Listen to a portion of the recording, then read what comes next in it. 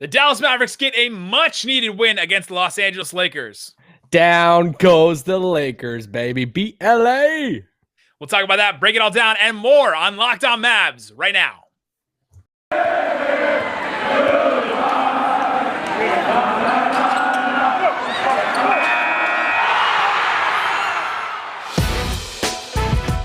It's the Locked On Podcast Network, your team every day.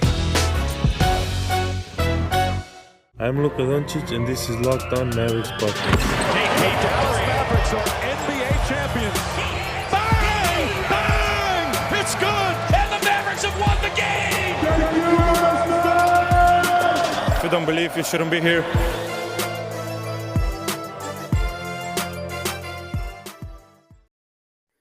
And welcome. You are locked on to the Dallas Mavericks. My name is Nick Angstadt, media member and coordinator for the Locked On Podcast Network. And joining me, as always, my co-host, contributor at Mavs.com, the Laker hater, the one more thinking. What you got for me, Isaac Harris? Oh, that's one of my favorite names you've ever used. The Laker hater. It's almost more true than Mavs fan, but it's acceptable tonight for sure. That's not true. That's not true. I do hate the Lakers a lot. So anytime you beat the Lakers, that's amazing, amazing, despite them not having LeBron.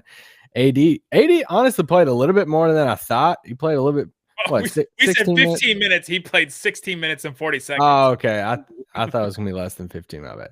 Yeah, but it felt a little bit more. But anyway, beating the Lakers, despite the fact that when you go up against such a dominant front line and such a big front line we're doing this now for LA, and you grab 51 boards against that front line and you tie the rebound battle, like you don't even lose the rebound battle and you still win.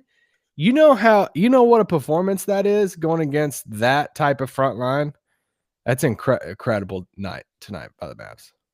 On today's show, Isaac and I will break down, maybe entirely sarcastically, the Dallas Mavericks 115-110 win over the Los Angeles Lakers of LA. And yeah, I mean, there's a lot of things to take away from this game. Anthony Davis returns, but the first thing we have to talk about is Kristaps Porzingis. He goes down with an injury in the third quarter. 2 minutes and 32 seconds left to go. He limps to the locker room. He came down weird. He was going for a rebound. Andre Drummond was in front of him, and he kind of switched over to the side a little bit, and then he turned seems like his left ankle. And so he limps to the locker room. Rick Carlisle, after the game, said that he not sure about Saturday if he's going to be able to play against the Lakers in their second game in a row against them, but he was not walking in a boot or anything like that, which I think is a positive sign. The x-rays came back negative and all that, so there's no broken stuff. Brian Sutterer, the Twitter doctor, actual real life doctor, YouTube celebrity person. This is the first podcast he's ever been on. He did a video on it afterwards. So go check out that video on his YouTube channel if you're watching us on YouTube. If you're not watching us on YouTube, you can go subscribe to the Locked On Mavs YouTube channel. Like and subscribe to all the stuff. So yeah, go watch that video if you want more context on his injury. But what does this mean? We're holding our breath, and we really don't know exactly what the extent of it is yet. Yeah, I mean, this goes without saying, but super big bummer for Dallas. Losing KP. He gets hit in a non-favorable area a little bit before that, and right in the zingers. Yes. And he goes down. That's. I mean, anytime you see KB go down, you get scared. Like, the wind just completely got knocked out of me when that happened. I was maybe even more so than what happened to KP. I was like, you know, when you gas so loud, you just feel the oxygen lowering in the room you're in. I was like, oh no, please no. And then then the replay showed up, and I kind of saw that where he was holding, and I was like, oh dang, he just got destroyed. Yeah. Well, I mean, because two games. Can we talk about this real quick? 2 games in a row, an opposing big man hits a Maverick star in the balls with Isaiah Stewart with that incredible picture. I think it was Dallas Morning News that tweeted out that incredible picture of Isaiah Stewart's leg, like right between Luka's legs, like kicking right up, and then Porzingis in this game. What is going on, Isaac? I mean, great rebounders go after the ball. So some people would say they have a nose for the ball. Maybe some people have knees for the balls too. But he goes down. You get. I mean, yeah. I was just scared for everything because KP's just like crumbled on the ground. I think ESPN messed up the pictures after the game because they tweeted out that hey, KP rolled his ankle, but they used a picture from when he got hit. And so it's the two different plays, but it looked much worse. So he's like crumbled up on the ground. But anyway, but yeah, I think this immediately kind of changes what the main goal for Dallas is. Besides making the playoffs, one of the main goals for Dallas before this injury was we have to get KP and Luka on the same page. Now, unfortunately, it shifts to we have to get KP healthy before the playoffs. On a page. Yes. We have to have KP available. So we might see them take it really cautious. We don't know. I mean, Rick, like you said. They will. They've been taking him cautious all year. They're going to keep doing it. So I doubt he plays on Saturday, even if it's not even really an injury if he just tweaked it. Yeah, so he said that they don't know the severity of it yet. They said he was walking after the game, and I think we'll get more updates over the next day or so. Rick said after game, he's like, "Hey, a lot of times in these situations, we don't know anything until the next morning, until we see the swelling go down, how they feel, and all of that." So I don't think we'll have any updates until maybe when you're listening to this podcast, there might be another update out. But I would not expect him to play on Saturday. Now Dallas is thin on the front line without Maxey, without KP. Oof. Well, Maxey could come back, right? Like the Maxey injury wasn't as serious as we thought. So, and this is a back-to-back. So that might be enough time for Maxey to come back. But we'll see. I mean, the injury report will come out and we'll find out. They have a day off on Friday, so we'll see what happens. But yeah, that was the big news, and we'll see what happens with them. Yeah. And Willie didn't play bad tonight. And I thought Willie had some energy.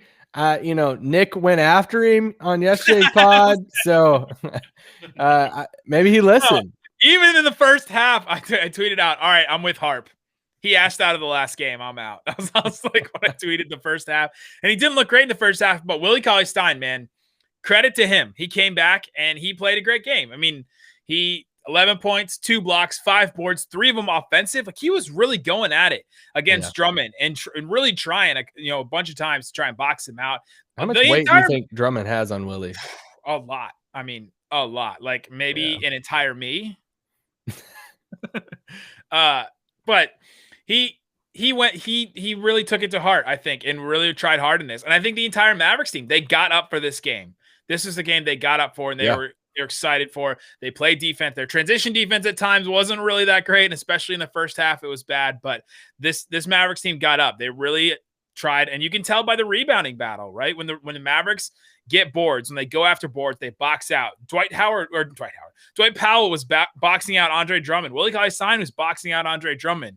And not even a knock on Andre Drummond yet. We'll get to that, but Drummond had 19 boards. Nick, what are you talking about? That's great effort by the Mavericks bigs, and I just thought that it was good stuff to see from both of them. I mean, Dwight Powell had 10 points in this game. He had a couple of boards, 2 steals for him, and yeah, I thought that they're crucial in this game, especially when they're playing against Harrell, because they can play Harrell and Drummond, right? If they're playing both those guys, those are 2 bad defensive centers. Yes. Very bad. Yeah. Decent to bad centers, I guess, between the 2 of them defensively. And so Luka can really tear those guys apart in a pick and roll, and he did almost every single time. Yeah, he did. I mean, yeah, you kind of seen it in Luka's eyes whenever he'd get the switch on that. He's like, "Hey, I got this," and hey, you don't blame him in that, but Luka and JJ Redick. Can we talk about JJ Redick's man, what about that? Quarter, and then the fake in the fourth quarter to throw off KCP and Montrezl Harrell, and they went to the basket. Incredible. The fake, the pass. He had the no-look pass to Willie. He hit, some shots there. He had that stretch, and there's something. I mean, we have been talking about on this pod for multiple days now that, hey, should he start over Josh Richardson? And there's just something about watching a guy on the court who knows where to go. And JJ knows where to go. How to go and how often to go. Yes, and he never stops moving. He's the ultimate annoying guy that you play against, in a pickup game. Like, can you just stop moving? I don't want to chase you around everywhere. I don't want this much cardio. Yes, exactly. But yeah, I think there's just something that he brings to the court. Outside the veteran presence and everything, he just brings something that nobody else on the roster brings right now. Absolutely. All right, coming up, let's get into some more about this game. So much stuff to break down. Luka was scoreless in the first quarter, but the Mavericks still pulled off a win in this one. We'll talk about how they did it and get into that coming up. This year, the Locked On Podcast Network is partnering with the Draft Network to cover the NFL Draft live. Get insight and analysis from Locked On local experts and the Draft Network's national experts. Subscribe to the Locked On NFL YouTube page to watch live 3-day coverage of the NFL Draft April 29th to May 1st.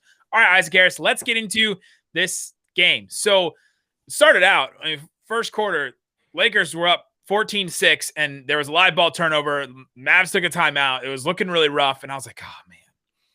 The 3 fouls were on the Mavs already. It was like AD, Drummond, Schroeder, like 3 possessions back to back to back. And I was just thinking, oh, man, hopefully they don't just get blown out. This looks like another game where the Mavs just can't hang with a team that doesn't even have both their stars. But to the Mavs' credit, they came back, and Luka and KP started connecting earlier in that first quarter. And it was kind of because of Drummond's defense. Do you want to have the Drummond combo? Not yet. Okay. Yeah. Well, I don't know how to segue to anything else right now besides that. All right, go ahead. I mean, I don't want to dig too deep into it because it's not going to happen for the Mavs. Like maybe this offseason, I don't know. Maybe they'll entertain it, but it's just not a player that I think would fit. And we've talked about how Lakers fans have already turned on him. He wasn't finishing easy shots around the rim at times. It's almost like, some of the Mavs bigs where you have to just throw it right in an exact spot for him to finish it. His rebounds a lot of times are empty calories, and he's getting a lot of offensive boards. Like how many offensive boards do you have in this game? 6. Yeah, 6. Yeah, but a lot of them were his own misses. Like some of it is you just make your own shot the first time. But yeah, his defense I thought helped the Mavs get back into this game in the first quarter. Oh, 100%. In the sense that it was bad. Yeah, 100%. And yeah, I mean, we were very vocal on planting our flag on Drummond not being a fit for Dallas. I feel better about that. Yeah, I mean, he had 14 and 19 in this game. Great stat line, Andre Drummond. But I just don't. Yeah, I'm fine with that. And you gonna say something? It was the full complement of Andre Drummond, right? Like he did some good things in this game. I'm not gonna say he was trash the entire game, right? Yeah, he did some good things. Yeah, I thought the second half, third quarter, I thought he was really good, especially in some of those runs that the Lakers went on. Kirk, after the game, I jumped at his locker room for a second, which is a weird sounding phrase, but I did. And he said that we got the full complement of Andre Drummond because listen to this stat line: 14 points, 19 boards, 3 assists, a steal, 3 blocks, 3 turnovers, 4 fouls, 5 of 10 from the field.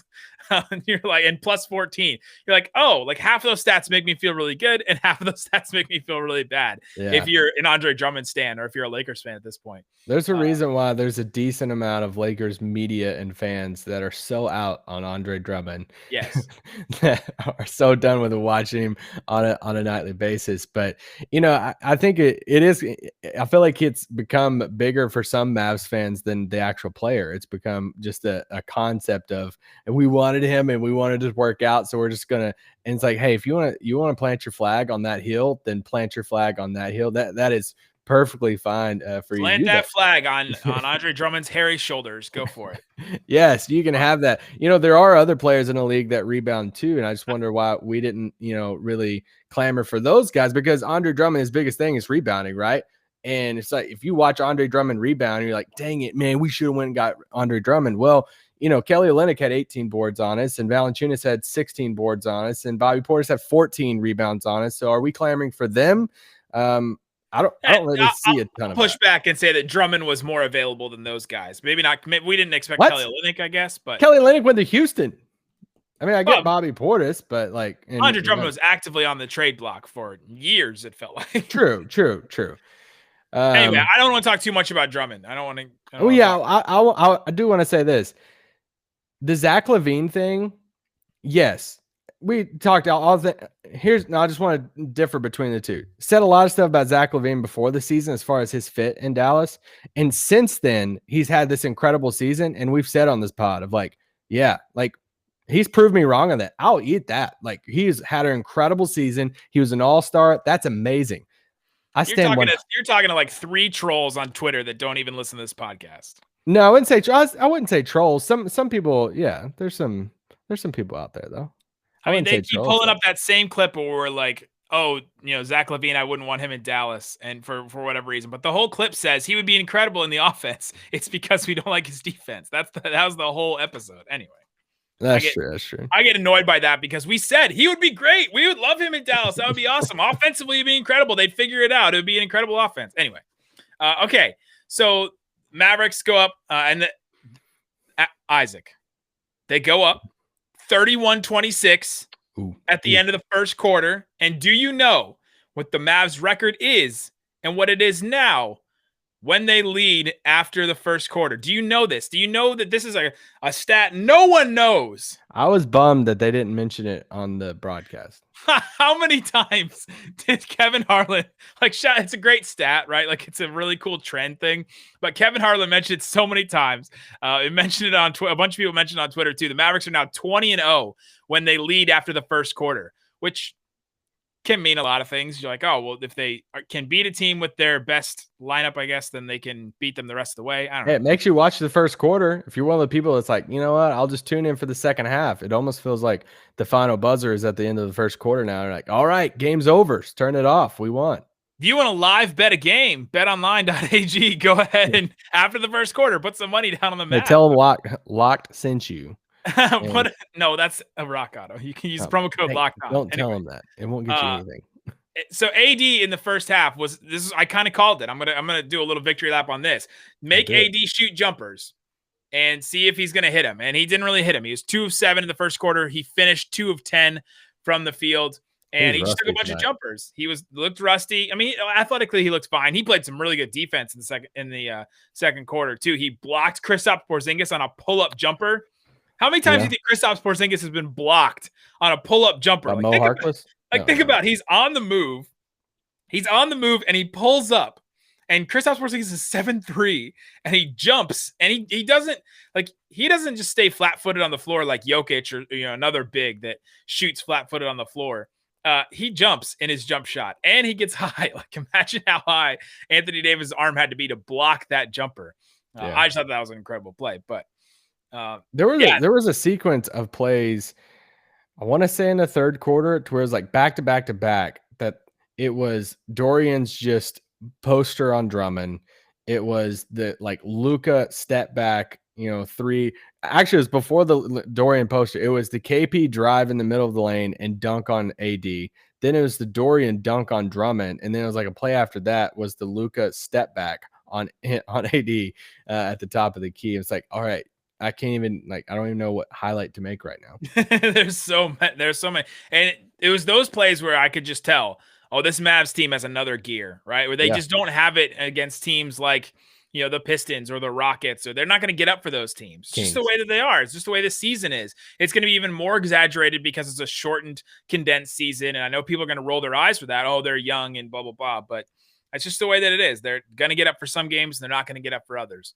So the Mavericks do go on a little run there. Luka didn't score the first quarter, but ends up scoring. He goes on a run. He scores 8 of the Mavs 10 points in a little run. They take a 10-point lead, and you can just tell by the end of the first half, their offensive energy, their defense, they were attacking. Porzingis looked. Let's talk about Porzingis because he looked aggressive in this game. What did he finish with?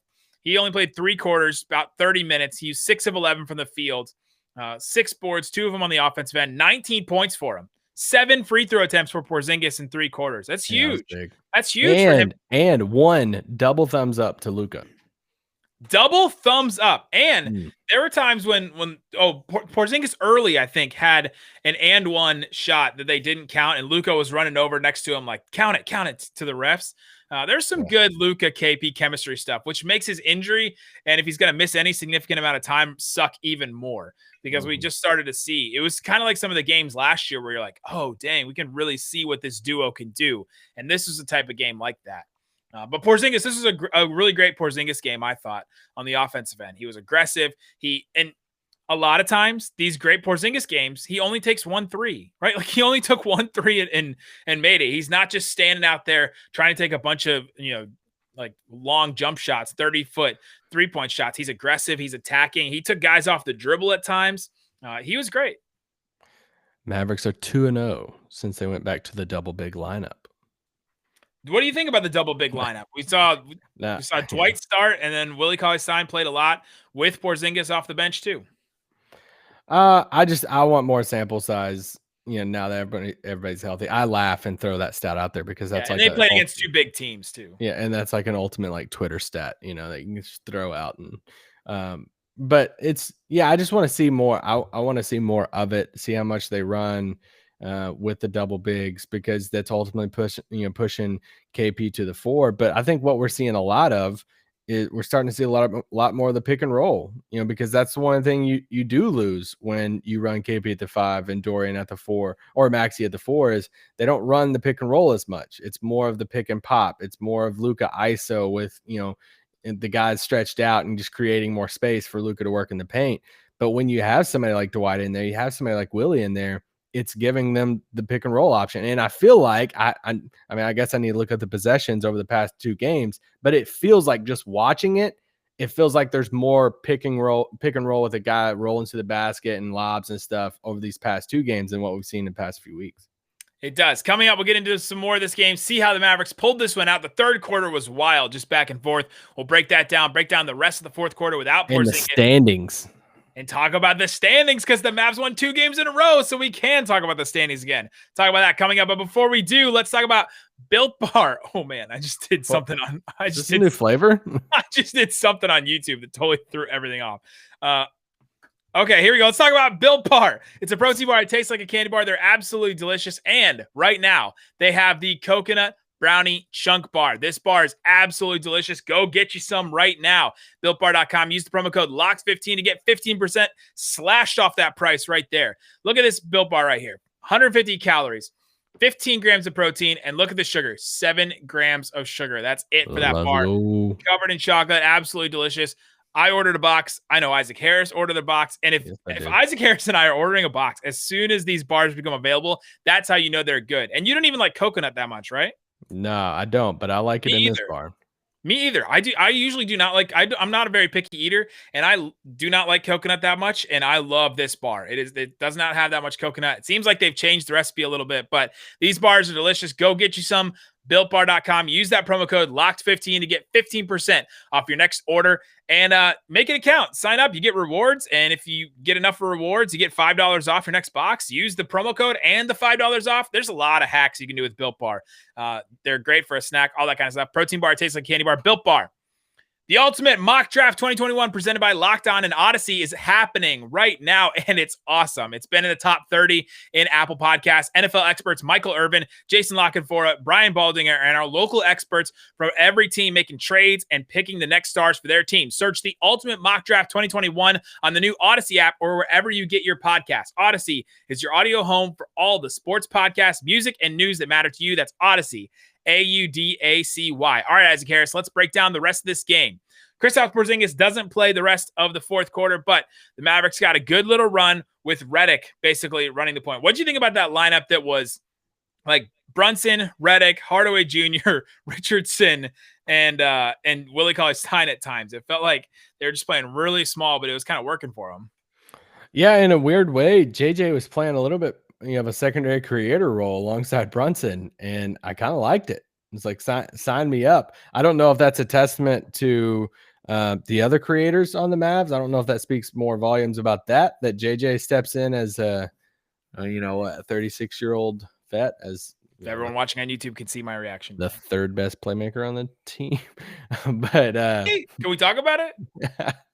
But no, I just want more. I want more minutes for JJ. At this point, I'm not picky who it's with. Before KP went down, I want more JJ, minutes with KP. I think they work very well together. But at this point, I don't even care who it's with. Just, we need JJ on the court a little bit more. Yeah, he ended up playing 10. Feels like he needs one more shift, doesn't it? Yeah. It just feels like one more. And maybe sometime, maybe Carlisle holds him in the back pocket for the closing minutes, right? Like if he thinks he can play him in the closing minutes, then he puts him out there, if they need a little bit more space, or if they need a threat to shoot. If Hardaway's like 0 for 7 or something like that. I was gonna say, if Tim's slump, you tweeted out after the game, Tim's last 10 games, 5 games, something. His last 8 games. Last 8 games, and if Tim continues down that stretch there in a slump, will we see some of Tim's minutes go to JJ? I could very well see that. Yeah, Tim Hardaway Jr.'s last games here.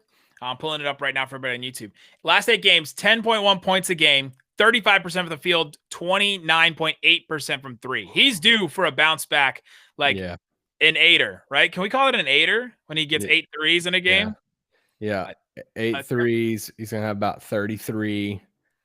And he's due for one of those games. And Austin Garuya responded to that tweet actually and said, honestly, I'm glad that he's in a slump because now he's going to shoot 50% on threes for like 10 straight games and take him right into the playoffs and right to the mountaintop. Let's go. But yeah, he struggled again in this game. Let's see, he was 2 of 10 in this game. Brunson also 3 of 7 in this game. Not a great Brunson game. He did have 5 assists though, which was positive. And he Josh, was. Keep going. He wasn't. I was going to praise Josh Richardson and Nick Froze. I was like, whoa, we got to put this moment in podcast. Brunson wasn't getting the whistle that he thought he should, which is a rabbit trail we can go down. I have a Mavs Twitter list and a Lakers Twitter list right next to each other on my tweet deck.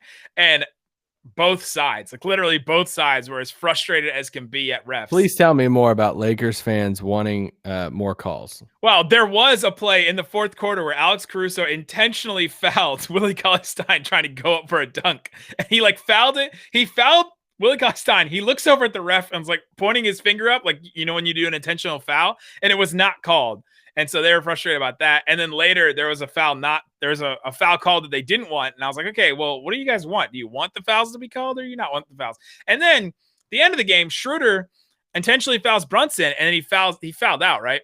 And then they challenged that one. I'm like, you just challenged an intentional. I was very confused. But I felt like the refs were all over the place. I mean, Mavs fans were frustrated. Lakers fans were frustrated. It was probably a fair call. It was probably a fair called game. I'm just glad they didn't give Luka a tech because he could have had a couple. I text you this every game. I feel like Luka is asking for a technical at some points. And the time when he underhand threw the ball at the ref, I thought for sure. And my initial thought was he already has a tech. So they don't want to give him that one because that would just give him 2. And then that would just be unfun. But he didn't. And they didn't give him one. I was surprised. Yeah. I thought Josh Richardson played a little bit better game tonight. 13 points, 1 of 3 from 3, 5 of 11 from the field. But he had one of my favorite plays of the game, and I actually tweeted it out. But he came Schroeder pulled up for a shot, and he came up behind Schroeder and blocked his shot. And not only did he block it, but he chased the ball down and caught it, and then threw it and saved the ball back in bounds. You know who would have not done that? Salah measuring. Because blocks matter when you keep them in bounds. That is the throwback on Block inside joke. That is incredible. That's a good one. That is so funny. That's for the day one Raccoon Squad members. Yes, tweet at us if you understand and remember that. That was a good play to remember, though, that Josh Richardson block, because Schroeder was on a tear in that 3rd quarter. The Lakers went on a 10-0 run right out of the gate from the 3rd quarter. Then the Mavs went on the Lakers went on a 13-0 run. Then the Mavs went on a 10-0 run. And then the Lakers went on a 15-4 run. It was just back and forth at the beginning of the 3rd quarter. And Schroeder was going off. He had 25 points in this game. He had a lot of them in the 3rd quarter. And Richardson was guarding him for the majority of those possessions. I went back and started watching some of them during a timeout. And that block kind of stopped that bleeding a little bit, and it kind of made Dennis Schroeder think a little bit, second guess himself as he was driving in the paint. And so I thought that was a really, really game changing play at some points. And it's some of those plays that you get a player that can play defense and they can do some of those things that Seth Curry can't, right? I had another guy in our locker room today ask, why did the Mavs do the Seth Curry, Josh Richardson deal? Because on its face, it just looks ridiculous, right? If you're just looking at stats, you're just thinking about offense. But it's some of those kind of plays that the Mavs are capable of that they weren't before. Yeah. Yeah, for sure. Which doesn't say that the trade was equal or, all that we're not disappointed in what Richardson has brought, anything like that. But there are some plays that the Mavs are capable of doing that they're not. They weren't before. It's not the home run win that I thought it was going to be. Right. But can we just mention standings real quick before we leave? Right now, at this current moment, Dallas and Portland tied 32 and 26. for the 6th seed in the West. Portland has the tiebreaker over Dallas. So let's go. Oh, It's on. Oh, I thought somebody was joining us. Something popped up and you're pulling up the standings. My bad. Oh, I was just pulling up. I was just going to show everybody on YouTube the standings so they can look at them. But yeah. Dallas Mavericks right now tied with the Blazers for the 6th seed. The Blazers have the tiebreaker. That's why it's not tied exactly right now, which is why it's important. They have to be above the Blazers for that tiebreaker to matter. And if they win the game against the Lakers on Saturday, they have the tiebreaker against the Lakers too, which can also matter a lot too. The Mavs stretch like this, the rest of this season is an easy schedule. They don't have a lot of tough games coming up. So Kings coming up after the Lakers. Kings coming up. I know they have some Wolves games coming up. Like they have some easier games coming up. And so I think that the Mavs, if they go on a run here and the Lakers kind of stay where they are, or, just stay 500 or even just slightly above it, there's a chance the Mavs still can get 5. As the great British people and Ted Lasso say, it's the hope that kills. It's the hope that kills sometimes, Isaac Harris, and there's hope for 5. You know how good of a show Ted Lasso is? And that's where we'll end it because Isaac Harris is a fraud and won't watch Ted Lasso. I'll give that a shot before I will Avatar. That's fine. Ted Lasso's amazing. And you would love it. I don't know why you wouldn't love it. Hey, do you want to spoil it for me? Because that's what you do. I spoiled one show for one person. There you go. I will be back covering the Lakers game on Saturday. So check back on the podcast. Subscribe to YouTube if you're not. Guys, thanks so much for listening to Locked On Mavs. Peace out. Boom.